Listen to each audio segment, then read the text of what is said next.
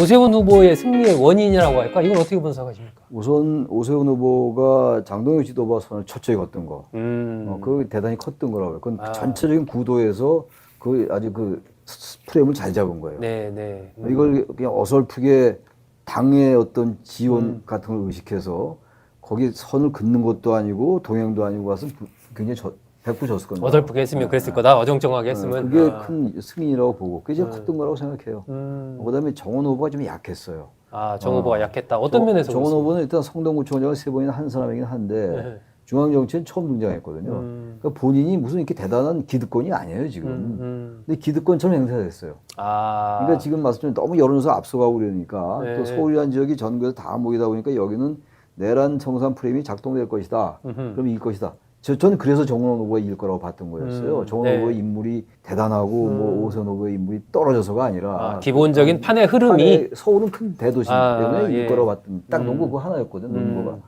근데 정원 후보가 그런 거 너무 믿은 게 아닌가 생각이 들고 또 거기에 캠프에 있는 사람들도 그걸 너무 신봉했다는 느낌이 들어요. 그러니까 정원 후보는 설령 그렇다 하더라도 본인은 신인이다.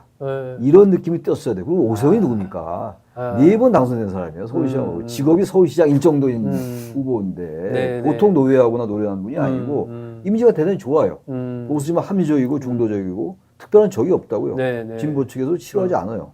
그렇다면 정원호 후보는 정말 인지도가 이제 알려진 거잖아요. 이제 이재명 대통령이 얘기하기 시작해서. 그렇죠, 그렇죠. 근데 그렇다면 더 적극적인 공세로 나왔어야 되는데 굉장히 수세적이고 그리고 무언가를 방어한 듯한 그런 느낌이 완연히 들었어요. 도전자가 아니라 기득권처럼 선거운동을 했다. 그러다 보니까 이 인물 면에서 오세훈 후보가 앞서면이 좀 있어요. 물론 오세훈 후보로서는 이 안전 문제가 자꾸 나오면서 수세 몰릴 면이 없지 않았으나 그런 면에서 그걸 만회했던 거하고 또 하나가 그 정원 후보는 그 이제 과거의 폭행 문제 그것도 유권자들의 머릿속에 좀 이렇게 남아 있었다 잔상으로. 그래서 전반적으로 위기 관리 능력이 떨어졌다고 해요 정원 후보가. 물론 사후적인 얘기긴 합니다만 그 정원 후보가 아주 좋은 프레임하에서 그걸 잘 활용 못한 거예요. 근데 오세훈 후보는 그걸 상쇄하고 남을 정도로 개인 영향을 발휘했던 거죠. 당과는 손을 정확히 그으면서 자기의 어떤 정치적 주체성이 분명했던 거죠. 오세훈 후보는. 근데 그 정치로서 평가받으면 하죠. 저는 그렇게 봅니다. 그런 면에서 보면 이번 지방선거에 가장 마지막에 당선이 확정된 그 어떤 상징성과 더불어서 또 서울 선거에서의 승리자라고 하는 이 타이틀이 갖는 이 잠재력을 갖고 앞으로 상당한 지분과 영향력을 행사하게 되지 않을까 생각이 됩니다. 이거 지방선거에서 가장 기억에 남는 그 후보가 오세훈이에요. 그다음에 한동훈이고. 한동훈, 오세훈. 오세훈은 한동훈입니다, 결국. 그러니까 이 두 사람이 뭐예요? 보수지만 현재의 국민의힘과는 절연하는 사람, 절윤 내지는 이 한동훈 후보는 제명당한 사람이고 오세훈 후보는 그 정도 하지만 사실상 처음에 국민의힘에서 공천을 배제하려 했던 거예요. 그렇죠, 그렇죠. 아주 명시적으로. 맞아요. 그러니까 장동혁 대표로서는 두 사람이 제일 껄끄러운 거예요. 합리적이고 중도적이고 아주 객관적인 노선을 걷는 사람들이니까 이 사람들은 자신의 정치 입지에 걸림돌이에요. 당권에. 국민은 그 두 사람을 선택한 거 아니에요? 당연히 선택한 거예요. 그러니까 이거는 이 오세훈 후보는 이 발언권 정도가 아니라 보수의 핵심이 된 거예요. 보수의 핵심이 됐다. 그리고 이제 지다가 이겼기 때문에 완전히 극적인 드라마 쓴 거 아닙니까? 맞아요. 그 이른바 우리가 흔히 말하는 서사가 완전히 생겼어요.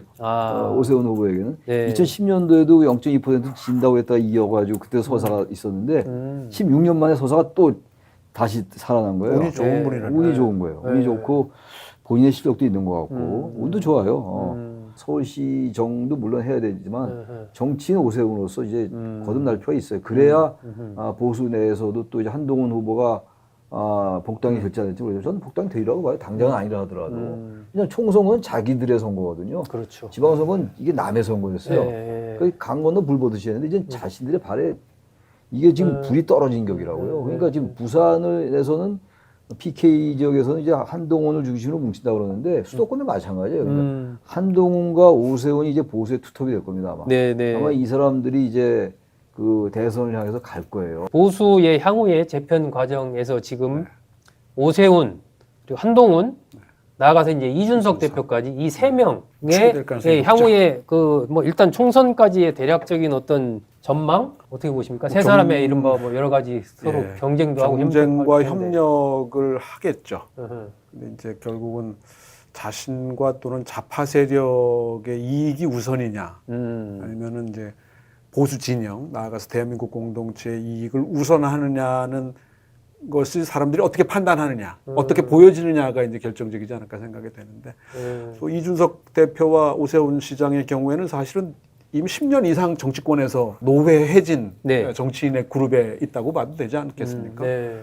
이준석 대표만 해도 벌써 10년 플러스 되게 15년이 넘었죠. 2011년에 그렇죠. 정치권에 들어왔어요. 나이하고는 전혀 상관이 없는 그렇죠. 거고. 예, 예. 오세훈 시장의 경우에도 뭐 공백 기간이 한 10년 정도 가까이 될 정도로 지금 산전수전 다 겪은 상황인데 이번에 세 사람 중에는 이제 한동훈의 재발견이 가장 그 좀 드라마틱한 네. 모습이 아닌가 생각이 돼요. 네.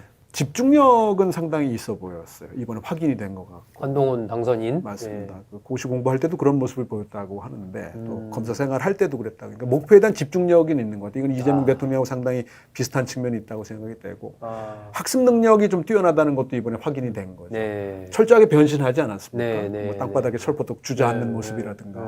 뭐 폴 댄스 비슷하게 뭐 그런 모습을 보여준다라고 하는 것들은 정말 한동훈의 재발견이고 맨 땅에 헤딩을 했다라고 하는 측면에서는 상당히 잠재력을 보여줬다. 네. 완전 환골탈태한 모습을 보여줬다는 측면에서는 충분히 평가받을 만한데 앞으로도 계속 그럴 수 있느냐에 대한 부분에서는 이제 아직은 좀 의문이 남아있지 않나 생각이 되고요.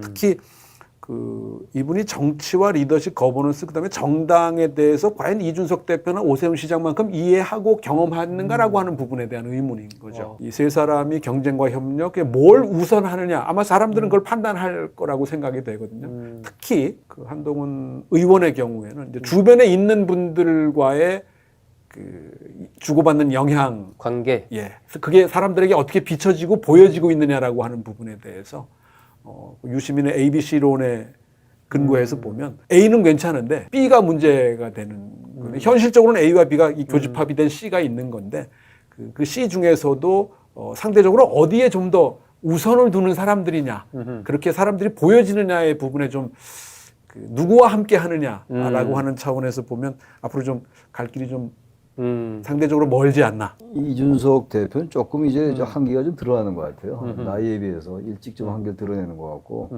별로 존재감을 못 보이는 것 같아요. 처음에 굉장한 기대가 있었는데 당대표 되고 이번 지방선거와 관련한 지방선거도 평가를 그렇고 그렇게 하시는군요. 전반적으로 봐도 그렇게 말하자면 매력 포인트가 자꾸 떨어진다는 느낌이 들어요. 이 정치의 매력이 대단히 중요해요. 인간적 매력, 흔히 말하는 인간적 매력도 있지만 그 사람 만났을 때 느끼는 어떤 정서 같은 거, 느낌 같은 건데요. 네. 이준석 대표는 그러면서 조금 점수 좀 잃어가는 느낌이 들어요. 네. 앞으로 얼마든지 많아질 수 있죠. 뭐 기회도 많고 나이도 젊고 똑똑한 사람이니까 또 아주 중도적이고 합리적이 많이 하는 분이니까 그런 면이 있고 오세훈 후보는 아까 말씀드린 것처럼 여전히 굉장한 장점이 있는 사람이에요. 꼭 뭐 서울시장에 당선돼서가 아니라 네. 인물도 좋고 아닌 말도 잘하고 또 서울시장 5번째 되는 게 쉬운 일이 아니에요. 그렇죠. 이게 보통 일이 아니거든요. 예. 어쨌든 가장 강력한 야권의 후보라고 생각해요. 근데 한동훈 후보가 만만치 않죠. 이번에 하는 거 보세요. 아까 이제 적응력이 뛰어나다, 학습력이 뛰어나다 그러셨는데 저도 동의해요. 근데 한동훈 후보가 이제 앞으로 뚫고 나가야 될 거는 검사로서의 한계라는 우리 국민들의 인식이 있어요. 그걸 완전히 이미지를 바꿔줘야 돼요. 네. 그러니까 조금만 약간 좀 거슬리거나 역시 검사는 저래 이런 게 나올 수 있다고요. 인간 이미지의 문제이기 때문에 네. 그것 스스로가 정말 인식을 많이 해야 될 것 같고 그리고 좀 덜 독해 보였으면 좋겠다. 그러니까 사람들이 하는 얘기 이런 얘기가 아니에요. 네. 한동훈 후보는 한 번도 지려고 절대 지려하지 않는다. 지는 걸 싫어하는 사람이 누가 있어요. 근데 유난히 한동훈 후보에게 그런 말들을 많이 하더라고요. 근데 너무 그게 보인다는 거 아니에요? 한동훈 후보는 똑똑하고 말도 잘하고 그리고 네. 그 표현도 잘해요. 그리고 아주 정확하게 타점도 정확하게 짚고 타격도 잘한다고요. 이재명 정권의 독주를 자기가 제어시키겠다니 그런 게 맥힌 거거든요. 그게 이제 아직 안 보이지만 저는 상당한 정도의 역량이 있다고 생각해요. 많은 사람이 좋아하고 그리고 팬덤이 생겼어요 일단. 네. 예. 어마어마한 팬덤이더라고요. 한동훈 후보 엄청난 정치적 자산. 한동훈과 오세훈 이 두 사람은 경쟁적 협력 관계, 협력적 경쟁 관계로 가야 될 거예요. 그러니까 결국은 저 세 분은 이제 경쟁과 협력을 반복하겠지만 얼마나 자기 색깔을 확실하게 가져가느냐가 이제 관건이 아닌가 생각이 돼요. 그러니까 미래 비전 쪽에 이준석 대표라고 한다면 또 좀 상식적으로 보이고 좀 우리와 비슷해 보인다고 할까요? 좀 일반적으로 보여지는 네. 정치인으로서의 오세훈이라고 하는 측면과 그다음에 한동훈은 이제 신성같이 등장을 했는데 결국 이제 그 윤석열 전 대통령이 아니었다면 지금까지 위치에 과연 이렇게 빠른 시간 안에 올 수 있었겠느냐고 하는 근본적인 한계 부분도 있거든요. 가장 측근이었으면서도 동시에 가장 큰 수혜자였으면서도 또 가장 먼저 이제 등을 돌린 사람이기도 하다라고 하는 측면. 이런 면에서 이 짧은 시간 안에 정말 극단적인 모습들을 계속 보여왔다라고 하는 측면에서 보면 잠재력이기도 하지만 동시에 이제 한계가 될 수도 밖에 없는 측면도 있고 홍준표 전 시장의 언급을 빌리면 검사 탈색하는데 한 8년 걸린다고 표현을 쓰셨던데 당신 경험 대중 정치인으로서 다시 태어날 수 있다는 거예요. 많은 분이 놀랬고 유인태 전 의원의 표현을 빌리면 저렇게 잘할 줄 몰랐다. 그 선거를 그렇게 많이 치러본 분들이 또나 상대 진영에 있는 분들이 그렇게 평가한다라고 하는 거는 상당한 장점을 보여줬다라고 하는 거거든요. 그런 면에서 잠재력은 충분하다.